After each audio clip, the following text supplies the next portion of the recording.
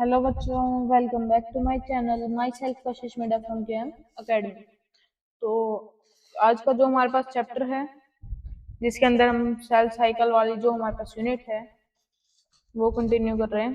तो first diagram आ गया हमारे पास।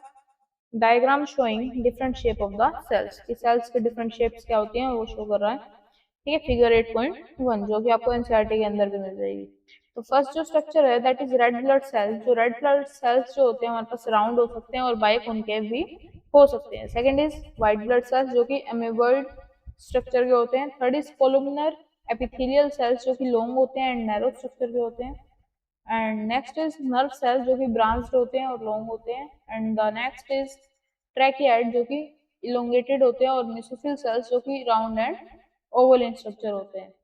ठीक है, इसके बाद हम बात करते हैं डायग्राम जो कि शो कर रहे हैं eukaryotic cell with other organisms. तो ए टाइपिकल यूकेरियोटिक सेल जो है 10 से 20 माइक्रोमीटर या फिर 10 to 20 माइक्रोमीटर जो आप बोलते हो वो हो सकती है, जिसके अंदर टाइपिकल बैक्टीरिया है। 1 से 2 माइक्रोमीटर का पीपीएलओ जिसको हम बोला जाता है, पीपीएलओ है हमारे पास 0.1 माइक्रोमीटर का। और वाइसेस जो है वो 0.02 से लेके 0.2 माइक्रोमीटर तक हो सकते हैं। ठीक है, इसके बाद फर्दर जब हम बात करते हैं सेल के बारे में, ठीक है, जिसके अंदर जो ऊपर है that is plant cell and नीचे जो है वो उधर के है एनिमल सेल। सबसे पहले हम बात करते हैं प्लांट सेल के बारे में, जिसके अंदर न्यूक्लियस है, न्यूक्लियोलस है, गोल्गी एपेटाइटिस है, और मतलब कि अलग अलग चीजें इसके अंदर प्रेजेंट होती है। ठीक है, मेन डिफरेंस की बात करें तो इसके अंदर न्यूक्लियस प्रेजेंट है। इस एरिया में आपको दिख रहा होगा न्यूक्लियस। एंड देन इसके अंदर अगर हम बात करें तो ये स्मॉल एरिया जो है यहाँ पे हम दिखा सकते हैं, न्यूक्लियस जो है इसके अंदर प्रेजेंट है। ठीक है, नेक्स्ट हम बात करते हैं सेल वॉल की, जो कि हमारे पास प्लांट सेल के अंदर तो सेल वॉल प्रेजेंट होती है, लेकिन जब एनिमल सेल के अंदर जब हम बात करते हैं तो हमारे पास सेल वॉल जो है वो प्रेजेंट नहीं होती है। ठीक है, देन जिसको स्क्रीनशॉट लेना है सेल्स का स्क्रीनशॉट ले सकते हो। एक के अंदर रफ एंडोप्लाज्मिक रेटिकुलम प्रेजेंट है। जो एरिया है जिसके ऊपर कुछ बीड्स लाइक स्ट्रक्चर हमको दिख रहा है उसको हम बोल देते हैं रफ एंडोप्लाज्मिक रेटिकुलम। और जिसके ऊपर ऐसा स्ट्रक्चर नहीं दिख रहा है उसको हम बोल देते हैं स्मूथ एंडोप्लाज्मिक रेटिकुलम बोल देते हैं।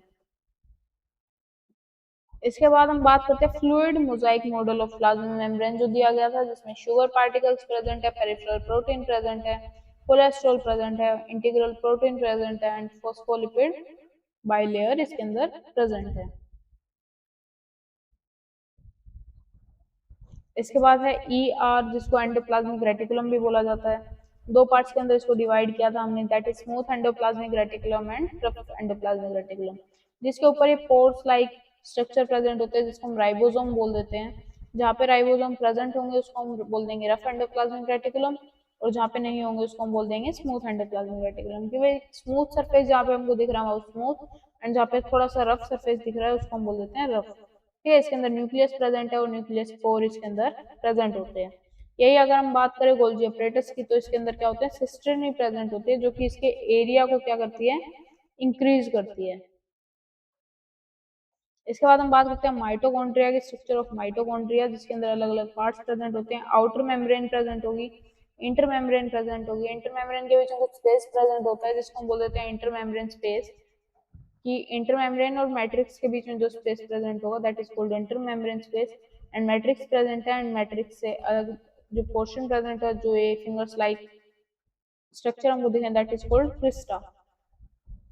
इसके बाद है sectional view of chloroplast. Chloroplast को अगर हम कट करते हैं तो उसका सेक्शनल व्यू कुछ ऐसा दिखता है, जिसके अंदर स्ट्रोमा प्रेजेंट है, आउटर इनर मेम्ब्रेन है, ग्रेनम है, थाइलेकोइड है एंड स्ट्रोमा लेमेला इसके अंदर प्रेजेंट होती है। राइबोसोम्स की बात करें अलग अलग काइंड ऑफ राइबोसोम है, जो कि कुछ क्या है स्मॉल सब यूनिट है, लार्ज सब यूनिट है। जब लार्ज सब यूनिट स्मॉल सब यूनिट के ऊपर प्रेजेंट होती है तो उसको हम बोल देते हैं राइबोसोम।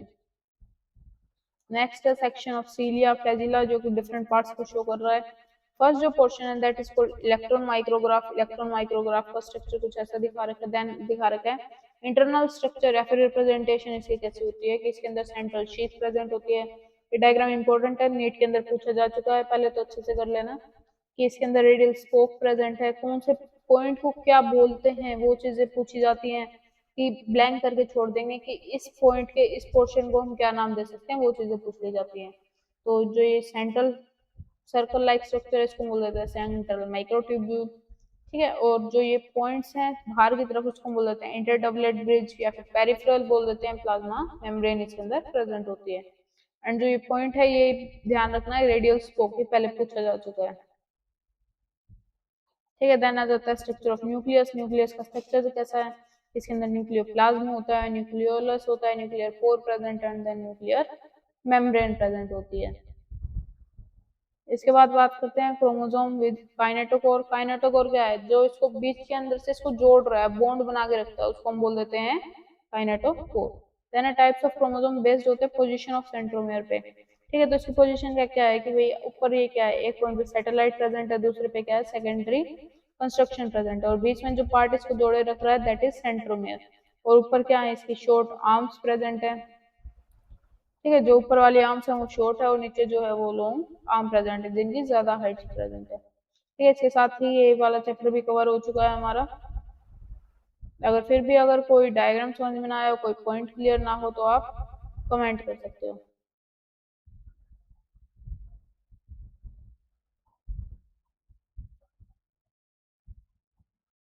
ठीक है, थैंक यू सो मच। तो इसके साथ ही cell the unit of life के सारे डायग्राम जो है हमारे कवर हो चुके हैं।